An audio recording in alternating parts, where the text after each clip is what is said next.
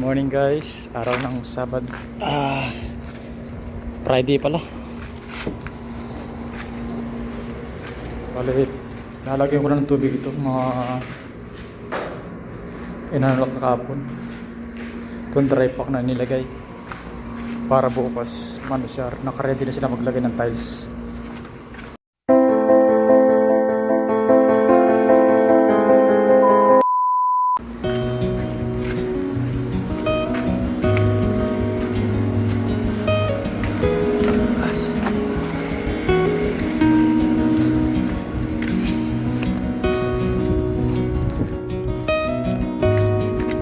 Kakagaling ko lang kanina market, alas 4 ng madaling araw.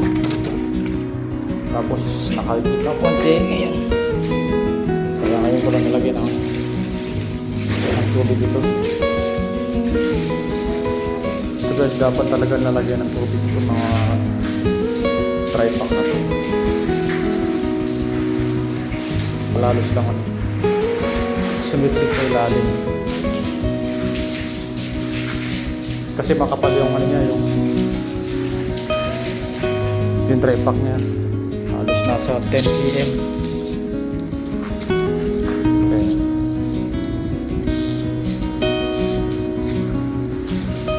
Kagad na sinisip-sip sa baba dahil tuyo sa baba.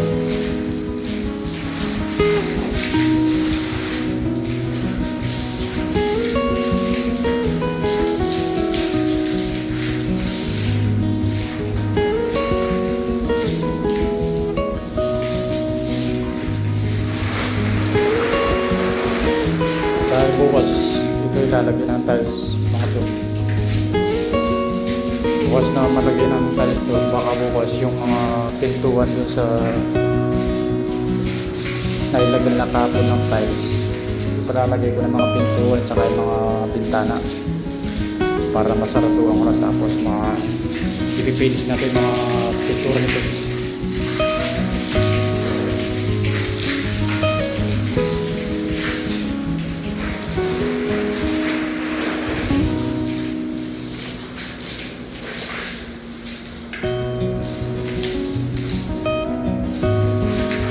Para halimbawa pag matapos yung mga pintura nito, palalagay ko rin mga socket, pati mga ilaw, pati yung sa AC. Kung hindi man dumating yung mga AC rito, at least yung mga socket naka-ready na, para may naka-ready ng mga kwarto.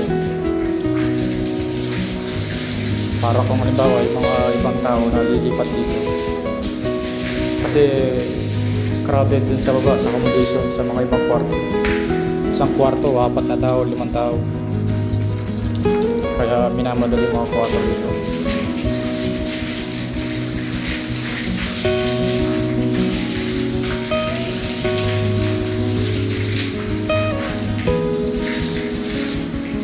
Tsaka bukas ng Sabado, doon sa banyo, ipa-start ko na yung ano rin, itong dry pack doon sa mga banyo, para once na may lumipad dito mga tao rito sa mga kwarto, may banyo na sila. Kahit yung kusina okay lang kasi free food naman yung mga nandito mga tao. Kung buko wala namang mga pagkain sa buwan.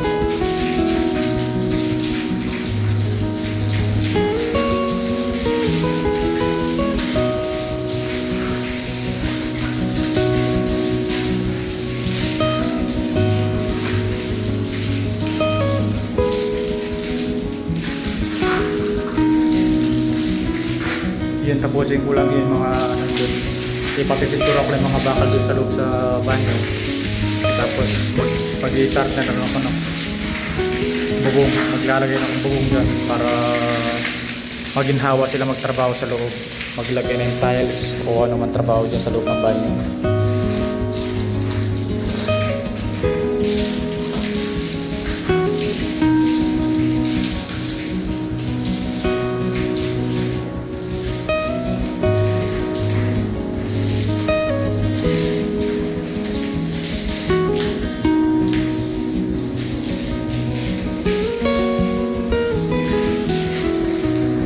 Dahil tuyo sa baba, bilis niyang sipsipin sa baba yung tubig.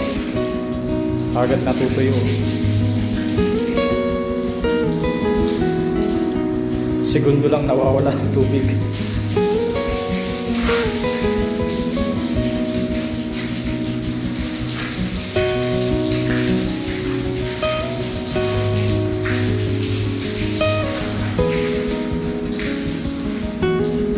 Bali ito, pangalawa na to. Dalawang kwarto tayo nga. Lalagyan mo ng tubig.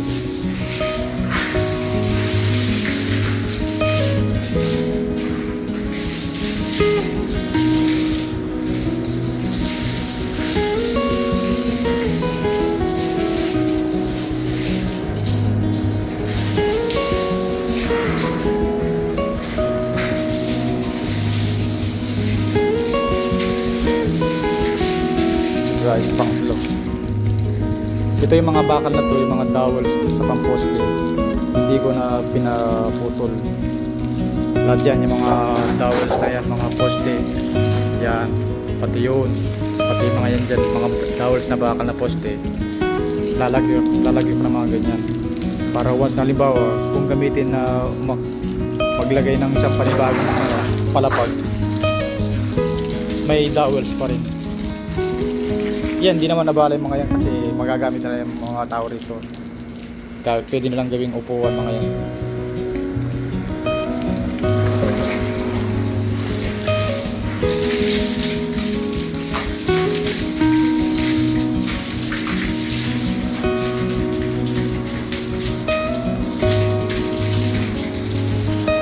Ito nga guys, itong bubong na to, saka yung isang kwarto hindi pa nabubungan dahil bukas o linggo pala darating yung order namin mga sandwich panel, yung bubong na yan, dahil nagkulangan ako ng order dito.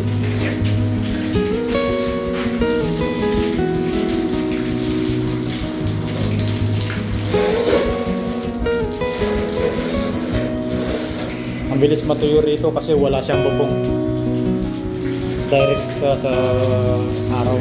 Hindi kami kamukha natin sa loob. Hindi siya masyadong matuyo dahil may bubong. Ito tuyong tuyo.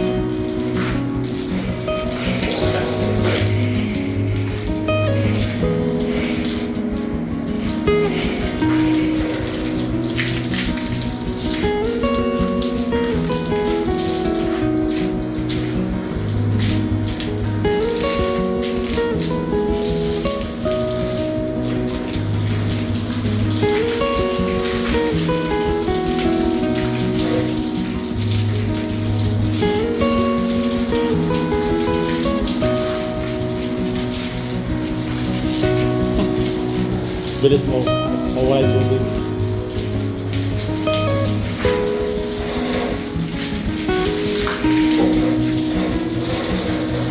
So, pag nilalagyan mo ng tubig yan, tendency niya yung tubig sa baba, sumisip-sip, tapos mas lalong tumitigas yung semento sa baba. Hindi siya ampaw. Ganito yung proseso talaga rito sa mga dry pack na to. I-dry mo na lahat, tutubigan mo, tapos lalagyan mo ng glue, tapos latag ka ng latag ng tiles. Mas mabilis yung trabaho. Unlike sa Pilipinas, i-dry pack isa-isa, isang tiles, tapos lalagyan mo ng tiles sa likod yung glue, tapos lalagay mo ang trabaho. Ito yan, mabilis silang mga matapos. Lalo pa naman kontrata yung labanan.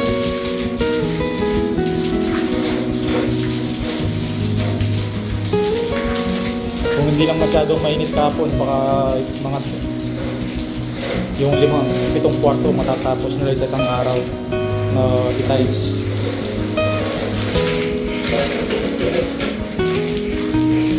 Pero mo, 7.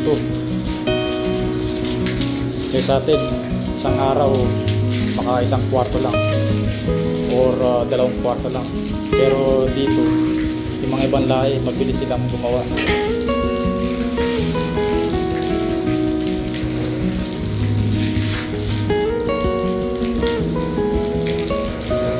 Halos hindi man lumalabas doon sa dulo. Sinisip yung kagad sa baba. Ayun, tuyo na naman.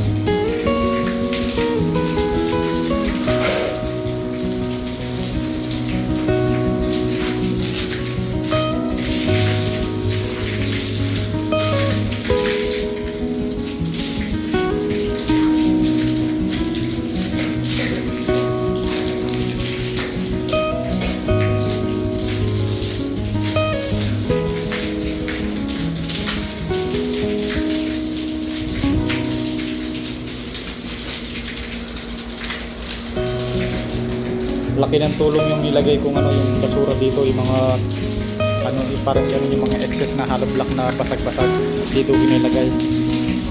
Laki ng tulong sa ano dito.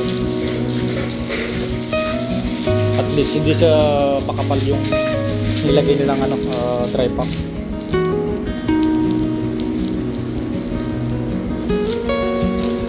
Baka pag halimbawa hindi ko nilagay yun, tatapon ko doon sa ano, sa drum, panibagong trabaho na naman yun. Mas matagal yun kasi gagamit ka pa ng tao, tapos bibili ka pa ng ano, mag-arkila ka ng dump truck para itapon yung basurang yun. At least dito nilagay mo sa baba, nagamit pa, pakinabang.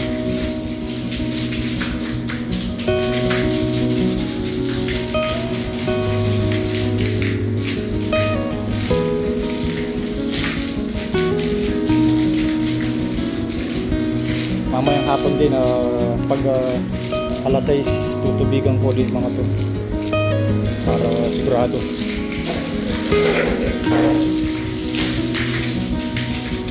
Bilis matuyo dahil na-expose araw.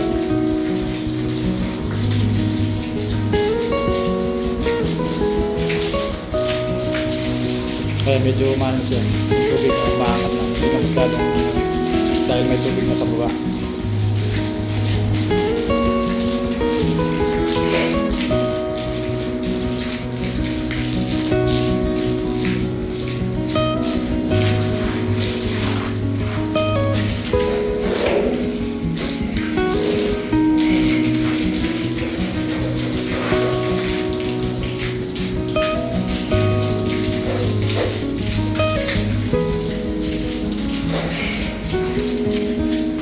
Ito na yung pang-apat.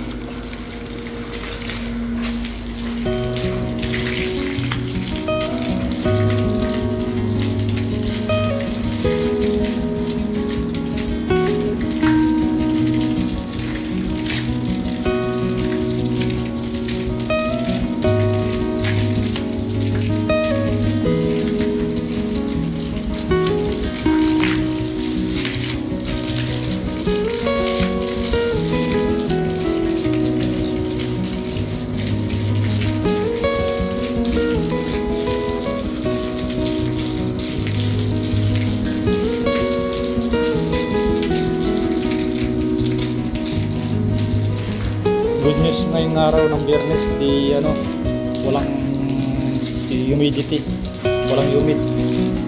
Kadalasan pag Biyernes, araw ng ano, day off, ano, sobra yung init. Pero pag oras ng trabaho, ayun, humid talaga. Yung mga ibang tao talaga paupo lang pero pinapawisan. Ganito talaga sa Middle East. Pag umataw yung humid, kahit wala kang ginagawa, nakaupo ka lang, pinapawisan ka pa.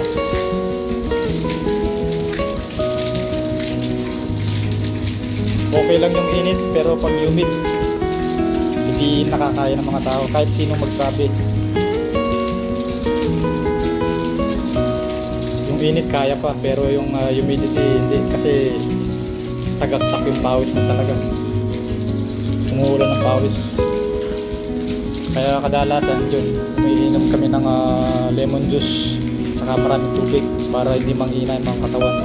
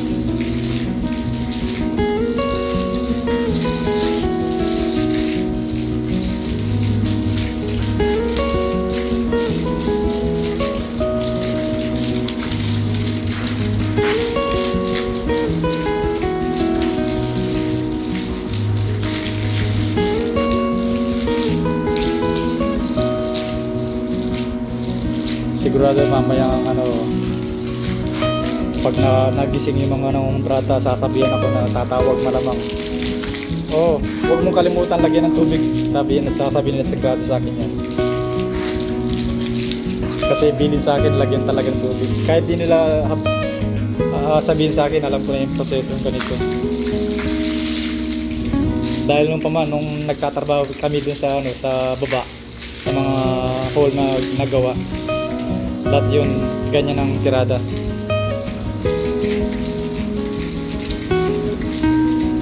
Mapaliit, mapalaki yung tiles, ganun ang ganyan ang proseso. Dry pack muna lahat ng flooring.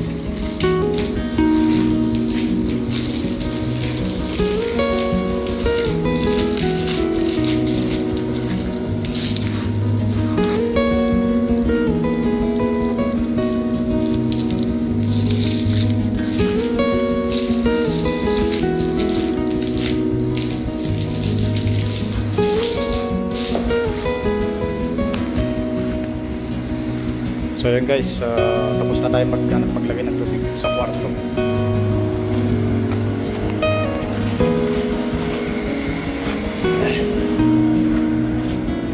So yun, ito yung update muna natin ngayon sa araw ng Biyernes.